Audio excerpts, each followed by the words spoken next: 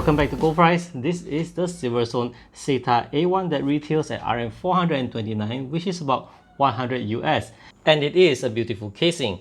As always, we start from the top where the buttons and I/O are at. As you can see, it comes with USB Type-C port. The openings at the top are well designed with the cooler placement towards the outer side, leaving room for the motherboard. At the front is the beautiful brushed metal finish front panel. Mine is the titanium variant. There's also the silver variant and also the rose gold on white variant. On the front panel, there are two RGB LED strips, one at the bottom and another at the top. RGB cables can be connected to the supply hub where you can control the RGB lighting. Behind the front panel, there are two 200mm fans, which I'm very pleased to have it being part of the case.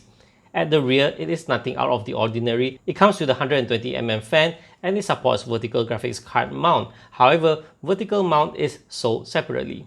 The interior of the Silverstone SETA A1 is spacious and it has a power supply shroud that covers from front to back. The only flaw I see here is that the cutouts do not come with rubber grommets. The spacious underside of the motherboard tray comes with a large cutout for the motherboard. It has the usual 3.5-inch drive cage and also mounting bays for 2.5-inch drives. Mounting the power supply was a slight hassle as you need to move the 3.5-inch drive cage just to fit. Here is what it looks like with all the cables and including the extension cables in place. It's a bit messy, but you get the idea of what it can fit. Silverstone did mention substantial airflow design in the product page, but they did not brag about this. I took the liberty to test and I'm impressed. On my Unigine superposition load test with the Maxon RTX 2080 Super at 1080p extreme settings, the temperature difference is just 1 degree Celsius between totally closed and having either the front or the side panel open.